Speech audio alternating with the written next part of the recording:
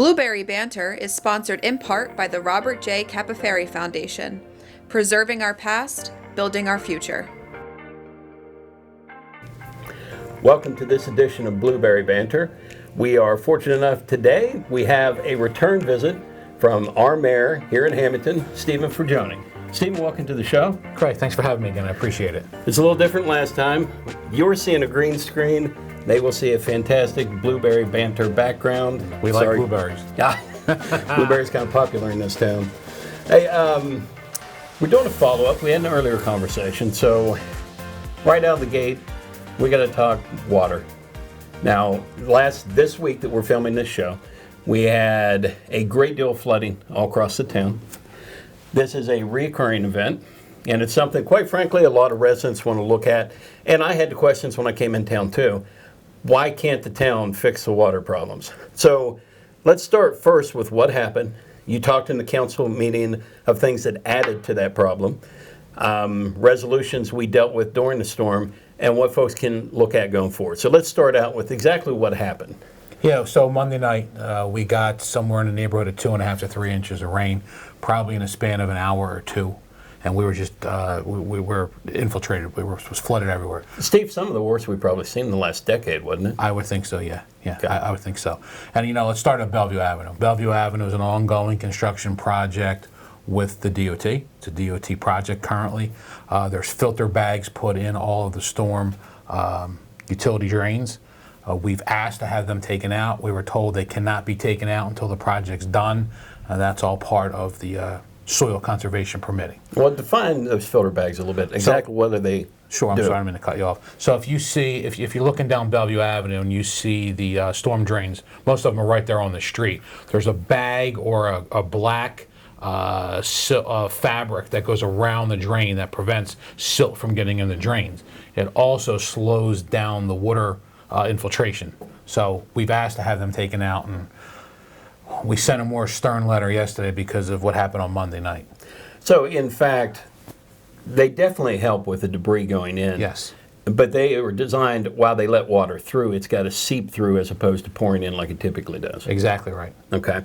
Now, this particular time in the intersection of Bellevue and Valley, I was shooting photos. Actually, I was thigh-high deep in water out there. We had repair trucks, the police was on scene. Emergency was on scene, fire department, those guys were taking care of things. But what is the cause of why this happens frequently? And then we'll go into resolution. So why is this occurring? So the drainage in the town, I don't think it's unique to our town, but you have drainage that's on state roads, which is the state's issue. You have drainage that's on county roads, which is the county. And then you also have town drainage. Ultimately, they all go in the same spot. One of two spots, really. Some dump into the lake, and then most of them go Cedar Branch Stream, out along Firehouse number 2, across 206, and out toward Mullica River eventually. Those same exits that they're going into, how many other municipalities are exiting into those same areas? Probably as you get further, let's call it upstream, I would think Nesco drains in there, and as you keep going, other municipalities as well, I'm sure. Okay. And I don't know what's coming in downstream from us. Honestly, I don't. Okay. So it's a chain reaction, basically. Absolutely. And the end result is going to end out in the Mullica. Yes. And ultimately out in the East Coast somewhere, we would hope. Correct. Okay. Just simply the terms of, well, we clear the creeks out and we clear the drains out and that'll solve the problem. That actually doesn't solve it, does it? It doesn't solve it. So we spent a lot of time on the town drainage system getting easements to go. For example, Virginia Avenue, you have the stream that flows back there. We got easements to go into people's backyards so we could clear the debris. We've got permitting from DEP to do this, but the state and or the county needs to finish their portion. So that's one problem. The other problem too here is, keep in mind, when the town was built, let's say you have a street that has a 12-inch storm pipe. Well, that might have worked when there was 20 houses. Now there's 50 houses, and you need a storm pipe twice the size. You can't upsize these pipes. Okay, why can't we upsize Well, the I guess pipes? I shouldn't say that. You can upsize them. The cost would be exorbitant, but you're still dealing with the same problem. You're going to take the water off the street, but it has to go somewhere. You're just going to rapidly move it to where it's going to bottleneck somewhere else, is what you're saying? Correct. Okay, and currently with the water lines we're putting in, we're doing pipe blasting. Yes. to open those lines up and put a larger water line in. Yes. But you're saying that a similar method could be used, but we're still going to just end up getting caught at a bottleneck somewhere. Yes. So even if the bottleneck's not in town proper, if the bottleneck's occurring a mile or two upstream, that just keeps backing us up. All right. So a resident type response is, I understand what you're saying. You're my mayor, you're my council. I don't care. Fix it. What's the next steps we can do as a town? What can you do to serve the residents? So let me back up a little bit. We had a tremendous amount of water coming in our sewer plant, which is a result of storm sewer. Whether they're crisscrossing in manholes and one's overflowing into the other one, whether we have storm sewer that's cracked, that's leaking into ours. We had a tremendous amount of water coming there. And that's when Councilman Matro was actually pulled out of the council meeting to go check on that. Correct. Okay. Correct. And what did he find when he got there? We were taking on a lot of water. So we have 2 clarifiers outside of the sewer plant that hold about 6 million gallons total, and we were at 4.5. Yeah, which is very rare. Which is high. It's very high, yes. But so one of the things we've been doing actively on the sewer side of things, sanitary sewer, is we're doing an I&I study now, which is inflow and infiltration, and we start slip lining some pipes. We found old terracotta pipes that, for the sanitary sewer, that we replaced to prevent leaking. So we're trying to minimize what's going on into the plant. What we can do, to answer your question directly, is we have the engineers looking at this all the time for the storm sewer, whether it's fixing pipe, they're an easy thing to fix. Whether it's adding additional drains, we could do that. We have done that. We've created pits in certain areas where the water can go and percolate over. The other thing we did is we did a project about 2 or 3 years ago where we started vacuuming all of the storm sewers themselves. And that's now that's ongoing. So it went from full storm sewers or partially full with debris and leaves to now just being maintenance. So all those things help. So, and that's part of a maintenance schedule That's that we're part of a running. maintenance schedule, Things yes. to keep the pipes clean. Yes. Now, there's talk and ideas. I think we talked briefly, I think yesterday or the day before, about this, but the possibility of building additional basins that could hold that flow as it seeps out as the water gets away. Currently, we have a system that works like that around the fields, don't we? Where it's where the water's being, in essence, held until it can drain quicker. Yes. Why can't we build more of those? Why can't we set up more of that? So new development has to maintain its own stormwater. So anything new that's coming, that certainly helps. It slows down the process. But when you're dealing with existing developments, now where are you going to build these basins at? That's why there's a good and a bad to dealing with these pits that are underground. The good is you're able to store some storm water. The bad is they got to percolate eventually, and you got to find a place for them to go. Right. So that's that. Storm water, it gets a little tricky how to manage it, but I would say step number 1 is we've reached out to the state many times and the county to help us get that stream as clear as we can, so that the water, when we take it, it can go. Okay. The projects we've had going on at the park, those kind of areas, we've talked about basins out in those areas. Is that a partial solution? Would that help with some of this, or is that just for the park itself to be able to keep it maintained? That's mostly for the park itself. Under the new stormwater regulations, basically, in order to discharge back into the lake, which is where that would go, it has to go into one basin, and then it works its way to a second basin. Basically, it filters itself before it gets back into the water. But that's more specific for the park. We're putting pressure, we're trying to reach up line, we're reaching all the right people to talk about this. Does at some point, is there a legal issue involved with this with the state or the county, or is it just a situation we can expect we're going to have to deal with? I think we can improve for sure. We are communicating with the county, we are communicating with the state. I don't think it's a legal issue yet. We need to stay on them, and we need to stay on them with frequency. One thing that will help is if you're in a neighborhood that was flooded, let us know. Give us the streets, and then we could formulate some letters and say, hey, you got one. And just say, I have an indoor pool. Right, here's our... Not that bad. Here is our roads. Now, these are new roads that haven't flooded in the past. And you got to really formulate a detailed plan and go at it with both the county and state to see what we can give for some help here. Okay. That's one of the keys we're looking at. It's been a big topic. Actually, we headlined this week's issue. It did paralyze the city. We were Yes. effectively shut down. Yes. Another discussion was, what is the procedure? We know a couple key roads that they're going to flood. Cars are going to get stalled out in them. What is the safeguard procedure of blocking those roads off before they get flooded out? What's our standard MO there? So if this was a hurricane, and we know it's coming, then we could certainly block them off. This came in so fast. I got to town hall. We started closed session at 6. I got there 4:45. I sat in the parking lot for 10 minutes, thought it was going to slow up. It just got worse. And I ran in, and dispatch I was in with them for a while. They were inundated. So you can't be proactive when all you're doing is reacting. The fire department was out there dealing with traffic issues, trying to route traffic as best they could and close roads. And then the police were dealing with flooded cars. We thought there was an initial someone got struck by lightning. That turned out not to be true. We did have a partial roof collapse. It looks like it's St. Joe. So the police were dealing with the issues at hand while the fire department was trying to maintain the roads as best they could. But if we knew a day in advance we were going to get 3 inches of rain, we certainly could have been more prepared in terms of routing some traffic. If we see severe storm warnings, are we generally maybe putting emergency services people near those intersections? Is that a game plan we would do? Yeah, and I'll give you another example. They were calling for really bad weather last night. We lucked out. I went by Firehouse 2 on my way home.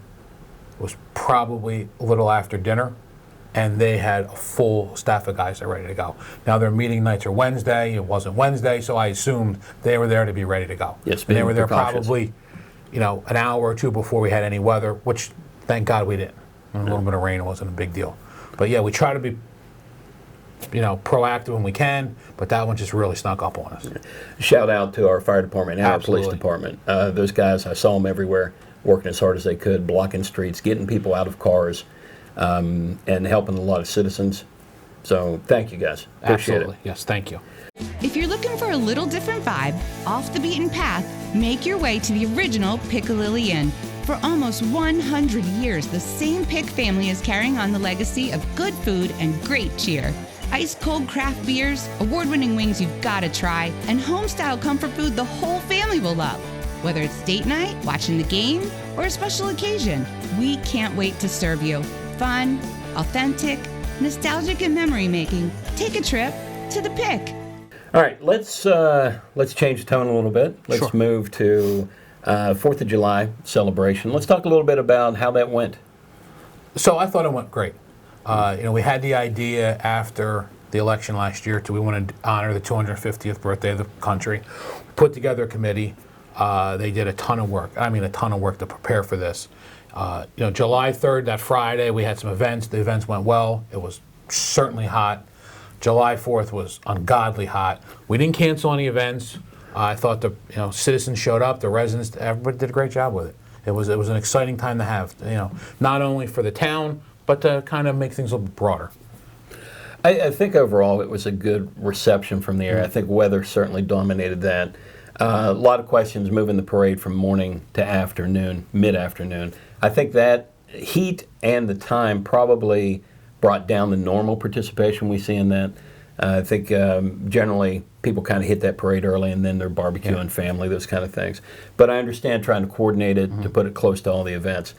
Very fortunate that the fireworks finished 5 minutes before the monsoon hit that night. Literally 5 minutes, yes. That was Yes. another great job. Again, I think the fire department and the police at that time in that event did the same thing. They got cars out of the parking lot quickly.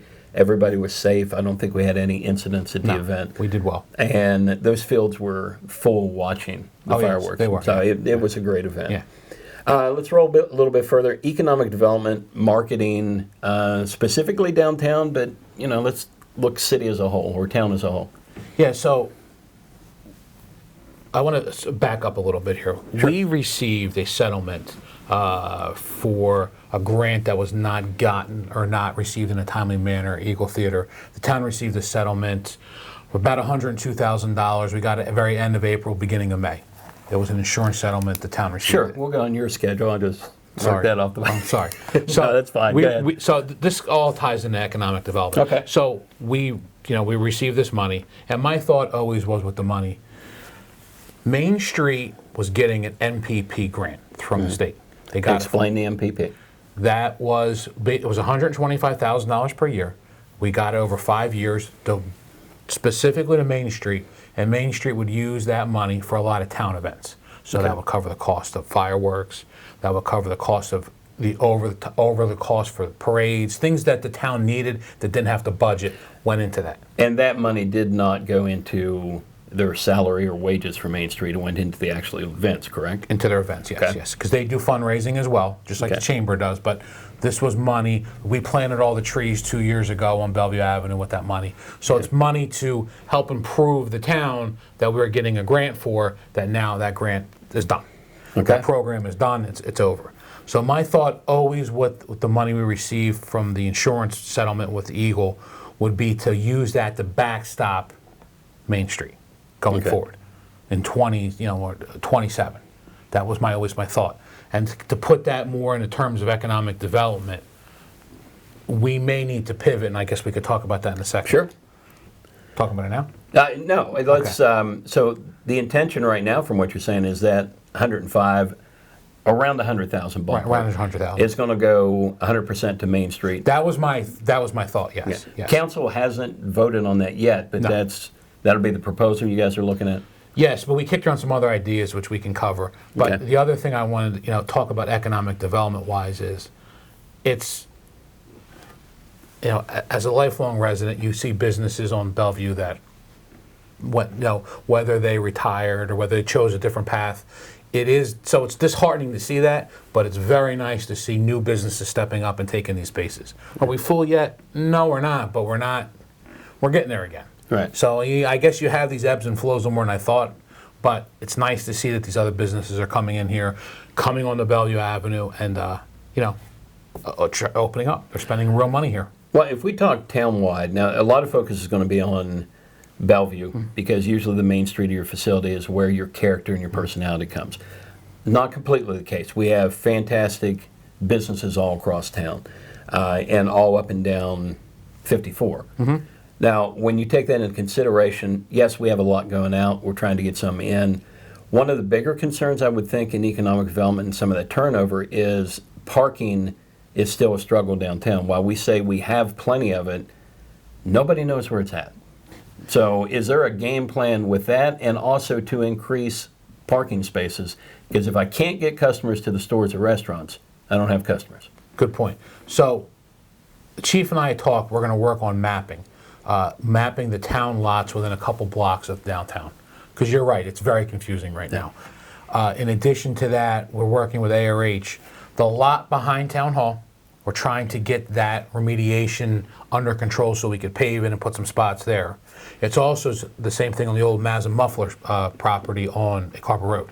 Okay. Another remediation project. But first step, and it's a simple step, is to just label and figure out what we have. It would be nice if you can go and find a wayfinder map and say, I could park here, I could park there. You're right, it's a little bit choppy right now, parking. Yeah, and you see like 10 spots over here that are town spots. You may see 50 over here. You've got the street parking, and then you've got these errant 3-4 spots. The consumer, I think, coming in, even residents that are here, don't always know which ones belong to businesses, which ones are apartments or complexes. And you're talking about possibly those would be signage as well as like town parking or public parking? At least the public portion that's town-owned, yes. Okay. The private stuff, not so much, but at least the public. You have to have an idea of where to go, parking. Do you have any idea of about how much parking we have downtown right now? In terms of numbers of spots? Yeah. I don't know. Yeah. I don't know. What about the feasibility or the possibility of a parking garage of some kind? I mean, we could look at everything. Yeah. Because as you said, if you're going to bring more residents to the town, they got to be able to go somewhere. Right. And we're grappling with this issue. You see it at Scarpelli's. I came up again on Monday night's council meeting. Scarpelli's is doing a great job. They're very, very busy over there. Their parking lot's full. They have a back parking lot that's full. They're parking on the side streets. And we made Orchard Street no parking on one side, trying to alleviate some of the pressure over there, but we're still trying to refine that. Now, if we extend past the downtown area in lots or things that may be feasible to use. I've seen a lot of municipalities that have trolley services, they have transportation services, those kind of things. Maybe the Blueberry bus line. What's the feasibility of that? Is that something you'd see? Are there opportunities? You know, you have the Mount Carmel lot, but that's a lot that's used quite frequently, not only by Mount Carmel, and they maintain it and they keep care of it, but there may be other lots that are around that size that may be feasible. Is that a possibility? I think it's a real possibility. Look, if we could figure out a way, whether it's a trolley or some sort of service, to move people from Mount Carmel to downtown, and if we can get more people to come. Or even the high school parking lot. It just depends on the season and what we're looking at. Yeah. Okay. Well, when you talk economic development, I think that leads us into housing. There is a lot of discussion going on right now. And a lot of this discussion center around the character of Hammonton and who we are, and the growth of Hammonton and our expectations. Now, recently the West End development has been a big development discussion and production. They're in place. They've developed the pieces, are continuing to finish modules out there. Let's talk a little bit about that. They put it in a location which had some older homes, maybe some dilapidated homes, but in a neighborhood where, do you feel that particular development in that particular area enhanced that neighborhood, hurt it, or what are your thoughts on that? You know, that was a development a long time coming. There was a builder's remedy suit. You had those old packing houses over there that needed to come down. They were getting dangerous. The original idea was to create loft-style apartments or condos that just didn't work out. Ultimately, I think the development looks nice. It fits over there. Yes, is it 3-story? Yes, it is. Is it taller than other structures out there? It is. But I do think that it helps that neighborhood out. Okay, one of the things that happened in that cycle, there was an old abandoned warehouse manufacturing facility. What's the status of that right now? That's the one that's on the corner? Yeah. So that's been demoed. Okay. We had an agreement with them to demo it. They actually started the demo and realized that the rear wall is a retaining wall holding up the property beyond it. So as part of our revised agreement with them, right now they're leaving that up. Okay. They were going to work with possibly the West End developer to add a couple new townhomes there, or go at it alone. Okay. So I don't have an update, but the most important thing the residents need to understand there is that retaining wall is there for a reason. It's not. It's safety reason retaining walls there, but the bulk of that building has been taken down. Yes, Okay. yes. And right now it's just in future plans on how to develop that property. Correct. Yes. Okay. Yeah. Their prior administration, as they were leaving, new administration coming in, 4 of our existing councilors were still on council. There was discussion on the Paramount development, which in essence is on the opposite side of White Horse Pike. Yep. Broadway. Yeah, and the intersection coming up through where Broadway meets White Horse Pike. Yep. You have the odd road that comes in at an angle, talking about making that a clean 4-way. What's the status of that particular project? There's been a lot of going back and forth with that project, and I'm hoping that we'll be ready for some sort of formal presentation either in the August or September meeting. Okay. Now, you know, when we talk developments, I hope that's not thunder again. Yeah. When we talk developments, you know, and We can hear thunder from inside the studio, just in case you're wondering about that question. And we talk about the character of the town. The development there specifically, it's Paramount is the developer. There's an opportunity there to create a large amount of commercial space, which if you're going to be in the White Horse Pike, you should have commercial space. It's a commercial corridor. And the ability for us to have commercial ratables. Absolutely. And then there's a proposed housing element involved in it. We're still trying to finalize everything. You know, we have many obstacles that we're up against. We have a fair share housing obligation that we're working on meeting. We have to maintain the character of the town as best we can. You have to make sure that we're not overburdening the schools, and then you have to make sure we're not overburdening our public utilities. So it's a lot of things that we're looking at, a lot of numbers, but like I said, I hope to within the next 2 months have that in some way, shape, or form under control. West End brought in how many rooftops? 64. Okay. So if we have 64 on the West End project, we're going to get into the proposal that was brought to council the other night. The White Horse development, what was the target number on those? The number was 170 some with the commercial. And that 171 also included, wasn't it roughly 15 or 20 affordable housing units? Okay. And then the development they were proposing at the recent council meeting was for 781 South Whitehorse. Okay. First of all, let's put that in proximity to the Whitehorse development we've already talked about at Broadway. How close or where is that in conjunction to that? They're probably a mile and a half apart. Okay. That talked about as high as another 170 rooftops with that project alone. So roughly we're looking at 450 rooftops. It could be. If all three of those developments went through, can the two developments plus counting what just came in with counting West End. yeah. If all those are up and active, can our water and sewer handle that? So water specifically, the last 2 years, we have a hard cap of 650 million gallons a year. It's a hard number. Last 2 years, we've been over 500. We were averaging in the low fours. Now we're in the fives. Last 2 years, not counting this year, is an anomaly because we were so dry. Probably people using for irrigation, but that's one of the things we're looking at. Now, I did get the first 2 quarters. I had it emailed to me yesterday, actually, or Monday, and we are right around 220, 230. So if you extrapolate that out, that's not bad. If we stay in the fours, it's okay. Isn't the goal to be about 20% At least, cushion? At least. Okay. At least. And you think it should be more than that? Yes. Yeah. Okay. Because the other thing, keep in mind, I don't mean to cut you off, Sure. is as these developments are proposed and we're looking into them, if you're going to get serious with a development, you almost have to allocate them their water.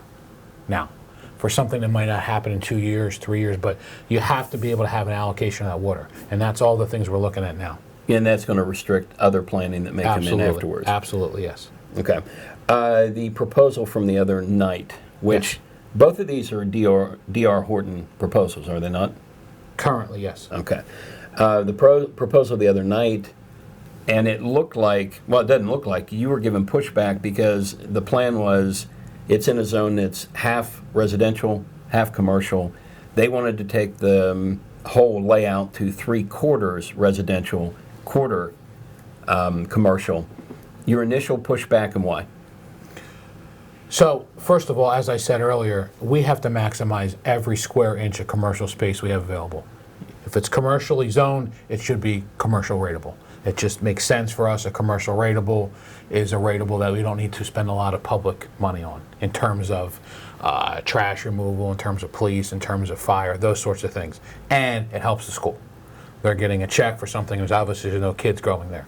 So that's one of the pushbacks. Two is they're coming in. I mean, listen, they're proposing to basically clear cut 20 plus acres of woods. It's a little less than ideal for that development, but they're asking for what it seemed like to me was that the only way that this would be able to work is if they did some sort of redevelopment plan. This would be a hard sell going through planning and zoning, and I think that's why they came on Monday. Trying to see, I guess, gauge our interest as a council to see, if we can try to work a deal with them. Well, both these developments, when you look at them, we just talked about flooding and the excess of water and runoff. If we take out all that vegetation and ground, does that not add to the problem that we're already trying to deal with? Yeah, it's less than ideal. I didn't count, but I heard James, our engineer, say, I think he said there was 14 basins on that property. Yeah. So that's how they try to mitigate it. So you're cutting down trees that are, absorbing water, and you're building basins. Well, and the canopy also slows down rain hitting the ground in the first place. It does. Okay. So both these projects, plausible? Plausible, is it realistic? It's hard to say. Yeah. Like I said, you got to go back to, you really need to look at the fair share housing in the rounds 3 and 4, and we have an expert that helps us with this. What we don't want to do is get caught up like these other municipalities are. So if you look at Medford, for example, and I'm jumping all over, I apologize. The Flying W, their airport out there, is a private airport.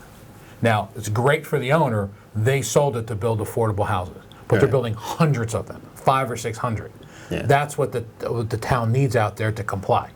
That's disastrous. It's great for us because we're going to wind up getting a lot of that business out of Flying W to help our airport, but it's bad for Medford. It just completely changes the whole character of the town. If you look at Franklinville in Gloucester County, they're looking at, I've seen numbers as high as 3,000 units. That's crazy. And that's a whole new community. It's a whole new community. So we're trying to grapple with and stay where we need to stay with fair share housing without expanding past what I think is beyond our character. Let's call it that. If that makes sense. Are you surprised, I guess it's the financial side of these developments, that they aren't doing single-family dwellings as opposed to this new concept of just pulling the houses track homes, basically? So Paramount is doing single families. That's part of their proposal.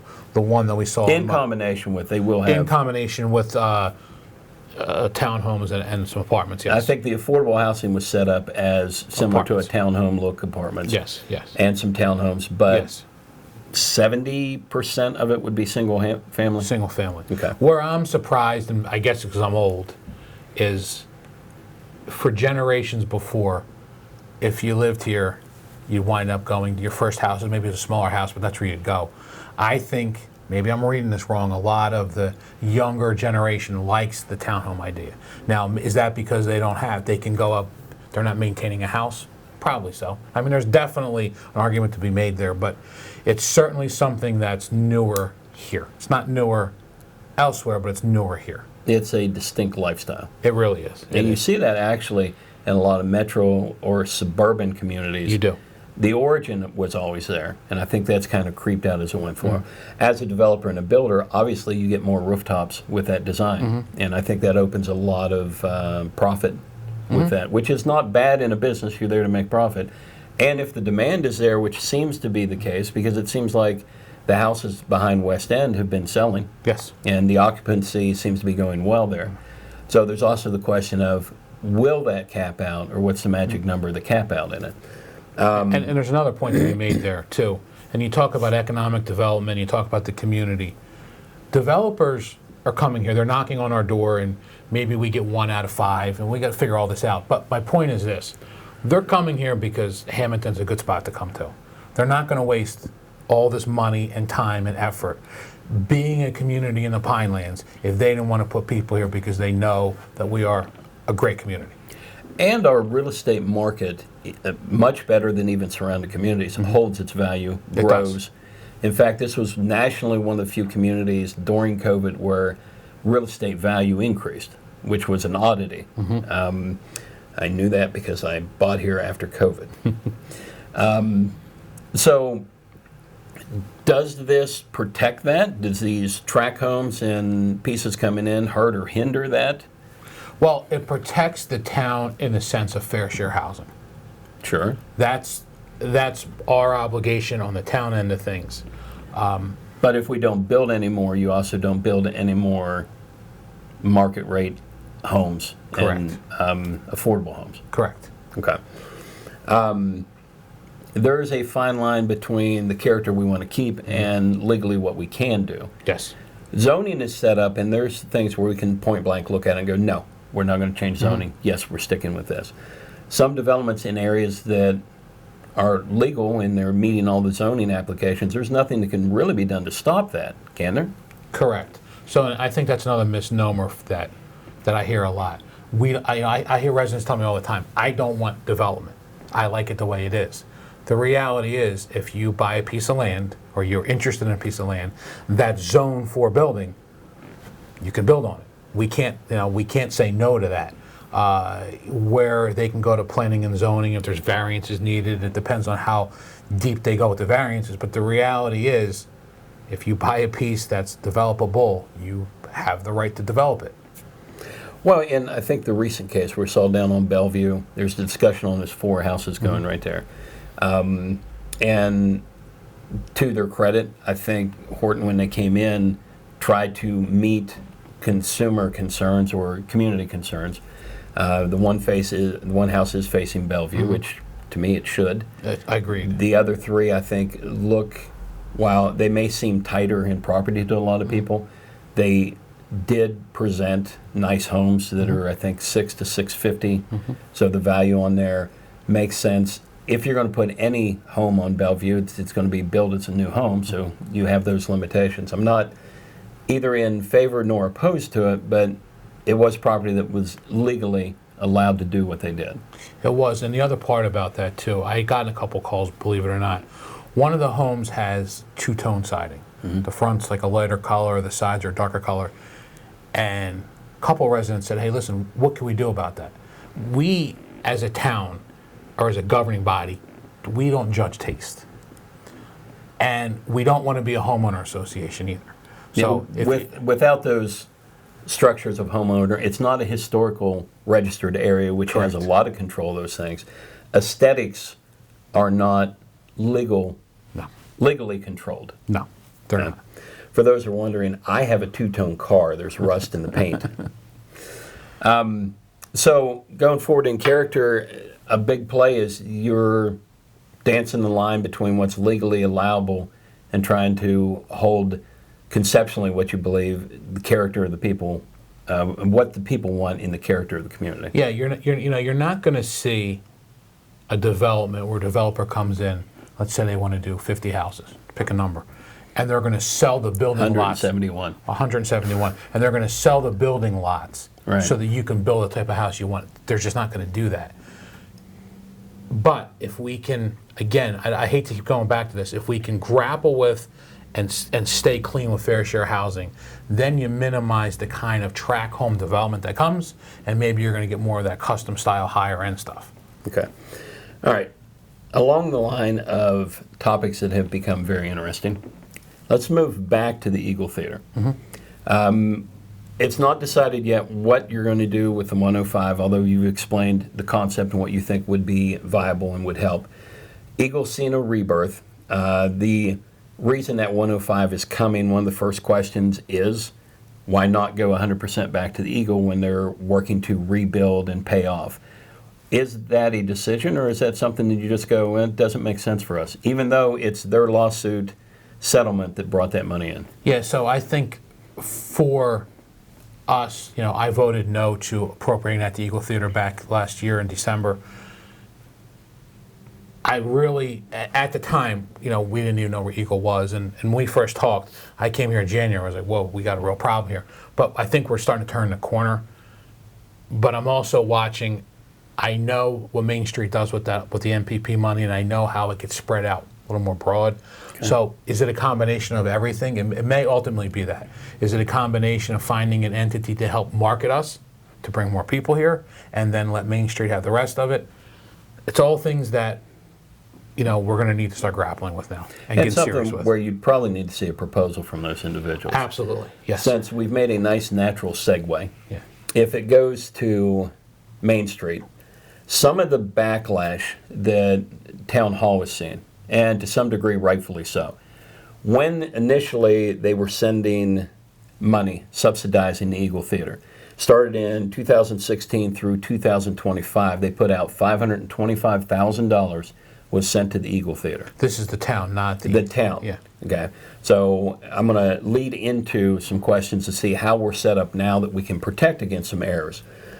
During that time, it wasn't until last year, 2025, a document was provided. We had asked in 2024, we'd asked in 2025 to see the spending that the Eagle Theater was doing with the cash.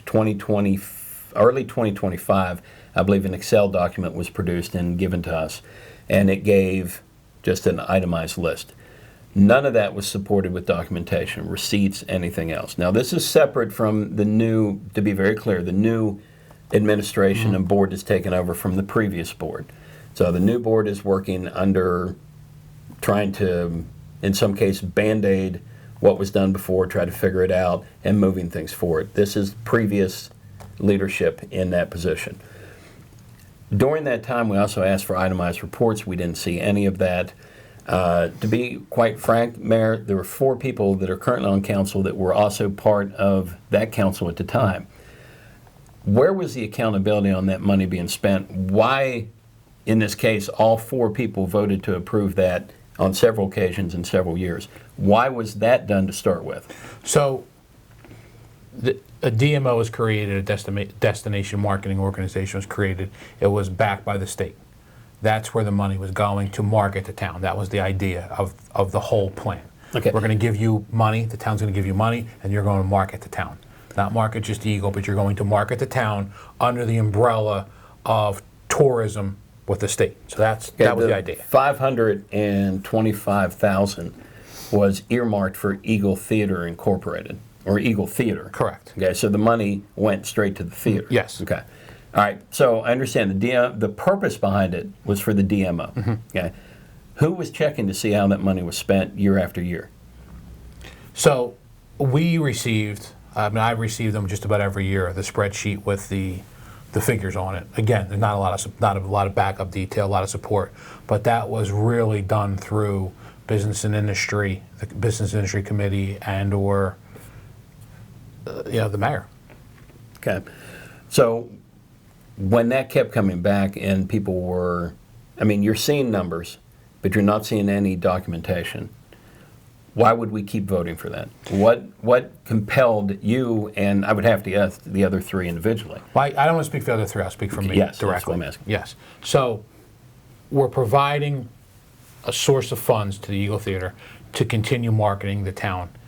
It seemed to me that the marketing was working. It seemed like we were getting a bang for our buck. Okay, how'd you judge that? Judge that based on the amount of, initially on the amount of shows that were there, the amount of traffic and volume downtown. It all was logical, made sense. Okay. The other part of it is by doing the DMO, that opened up doors, for example, the NPP money. I don't know for sure if that would have happened, but it seemed like the state wanted the town that has some skin in the game, that opened up the door for grants for other things we're looking at. And that was the especially economic development. And that was the MPP going to Main Street. Correct. So Correct. by funneling that, a lot of this was, to be honest, a lot of this was subjective, what you were seeing or believe you were seeing, judging that was going well. Tangibly, it opened doors for the MPP, so we had money coming in that way. Yes. All right. At the end of this, when we look at what's happening with the Eagle Theater now and previous management, how it was operated, how it was ran, there's a lot of questions as to where money went, how it was spent, and what went on. The last year or two, asking for and not getting complete documentation, at what time did a red flag come up? I started really getting, I started having thoughts about it, I guess it would be about a year and a half ago. Once the shows went from more of a regular basis to maybe monthly, and then all of a sudden they went bi-monthly, it just seemed to me like now we're getting ourselves in a problem here. Yeah. Well, why aren't we having shows? If the shows are selling out, the shows are successful, we should have more shows. And then it gets into the whole, so I spent a lot of time this year trying to researching and understanding it, the cost to put on a production and all those sorts of things. But I would say in the last 18 months, that's when I started saying, wait a minute, we went a whole summer with nothing, and then you're in trouble. Right. If you don't have shows, you got a problem. Was anybody on council, you included, that you are aware of seeing the P&L from Eagle Theater? I never saw the P&L. Okay. Was that something typically you would ask for, or was it still, as you're working under that subjectiveness, you're thinking, okay, everything's fine? Yeah, I thought everything was fine. I asked for it a couple of times in public. We didn't get it. Seems like things were rolling, and that was it. Now, one thing we've talked off record, and we've talked a couple of this before, you've taken responsibility saying, yes, I should have pushed that further. I should have seen some stuff, which not only you, there's 6 other people. There's 7 people on the council. Okay. Now, I understand that. That's where we were. This money's went to that place. There are investigations going on now. There's research trying to find those things. Now, under the Furgione administration, what are you doing to make sure that doesn't happen anymore? So if we use public funds, you have to have someone from council be accountable for that money. Now, the mistake I made, and I told you this directly, I should have said I want a board member on Eagle Theater to watch the money. If it's town funds, we should have someone on that board watching it. You don't need to know how to run a theater, but you need to know to watch where the money is, and that should absolutely happen. And that has to happen if we're going to do town funds moving forward, whether it's economic development, whether it's helping Main Street, whatever it is. Even if we can't get a board seat, we have to be able to come and say monthly or quarterly. Here's the reporting of the money. And when we want a P&L, we want a P&L. And at that point, I'm assuming you guys are going to be asking for documentation to support the P&L? Absolutely. Yeah, Okay. yeah. So we've changed the standard operating procedure. And again, that's me. That's not. Okay. Well, is that a policy that's now in place? You're saying that's what you would do, that's what you What prefer. I'm saying is are this: we doing it? if we are going to, we haven't done it yet this year in Okay. terms of putting public money for any of this thing. If we did, that would be part of the resolution. Yes. And I think 3 big targets you'd look at would be Eagle, the Chamber, and Main Street. Agreed. On any money that rolls there. And currently, the only initial plan you're thinking is money for Main Street. Right. But I've been rethinking that a little bit more. Should those be drawn in, that would be a question. Because the main concern here is, you keep repeating the same mistake. Either it's stupidity or fraudulent. Correct. And in this case, you're trying to draw the line in the sand. Yes. Or that's why I'm asking you, and you're telling me. Yes, 100%. Okay. Yes. All right. Okay, so we've covered a lot of topics in a short period of time. We'd like to get you back. I think this Absolutely. is a lot of meat on the bone to digest as well. Any parting thoughts, anything that you're thinking of at the current time? I would just say a couple of things. Number one, I know this takes a lot of time, a lot of effort, so I want to thank you for that. I appreciate it. I appreciate the forum. I think it reaches a lot of people, and it means a lot. I hope residents are watching. And a couple things I would say to the residents. Number one. Our numbers show that the residents are watching. Just want to There you throw go. that in there. There you go. A couple things I'll say to the residents directly is we have multiple projects that went from planning stage that are getting near the point of starting. Bellevue Avenue, Route 54 water line, Lakeview Gardens water line, more work at the park. So in the next, one is going to start in 2 weeks, but in the next 6 months, 12 months, you're going to see a lot of construction happening, trying to improve things. Please bear with us. We hear your concerns in terms of traffic and detours and all that, and I just want to say that we're going from planning now to implementation, and I appreciate all of your cooperation. Secondly, I would say that our town has always been successful because of our community. It's not made up of one person, it's not made up of one individual, it's not one entity, it's the community. And I think if the community stays together with the common goal of improving our town, there's nothing that we can't accomplish. So I want to thank the residents. I'm always out and about. You can always come and talk to me, email me, call me. We'll certainly get back to you. We're definitely working hard for you. And I just want to thank everyone for their time. Thank you. Steve, just adding something on top of that. Yeah. During the election cycle, it was a 2-1 victory where it changed out the previous political party. Mm-hmm. With that comes an expectation of a mandate. Mm-hmm. So if you're talking to the residents who would like to see some hope and vision, what's the vision that you would tell them, hey, this is where we're headed, this is what we're going? What are we doing tangibly that's going to change quality of life and make people even more proud of being a Hammontonian? Well, I want to go back to construction. We've been killing it with grants. So we've got, in the first 7 months, I think we've got $5 million in grants for various projects, and we got another $4 or $5 million in the pipeline coming that I know we're going to get that's not official yet. So we're pushing hard on the grants, trying to, when we talk quality of life, you also talk about affordability. Mm-hmm. And if you don't have to borrow the money to do these projects or borrow less of the money, that's a big thing. We're finally going to get this bike path going. It's not a big project, but it's just one of those things where it's been sitting out there. We're going to get it done. Do you own a bike? I do own a bike. Okay. I haven't ridden it in a long time. Well, you're going to have a whole path I'm going to to have ride a whole it path. on. Yeah, right now we have a path to nowhere. We'll have a path to somewhere. We're going to continue improving the park. So one thing I found is, I received an email the other day from a resident talking about inclusive playgrounds. And I responded to the email about what we're doing at Jake's Law and some of that. But the other thing I found, and I find it so amazing, is at the end of my email, I said, listen, we don't know everything about inclusive playgrounds, but you do. This is your area of expertise. Would you help us? And there has not been one resident who has said, hey, I have an idea, I have a thought that we haven't somehow tried to roll into the mix to help. Well, one of the goals, especially with this project or this show, when we're going Blueberry Banter, that's about being able to have a back and forth, have these discussions. We are, as an organization, as a media outlet, pushing for more visionary pieces. A lot of what we're talking about is infrastructure. People don't always see the progression with infrastructure. But to be able to take it beyond that, how we're going to market our town, how we're going to represent ourselves, not only in Jersey, but going further. And those are some things I'd like to touch on as we go further and we have some more discussions. And as always, appreciate you coming in. Thank you for attending today. Folks, that's it for this episode of Blueberry Banter. We'll catch you on the next one coming up shortly.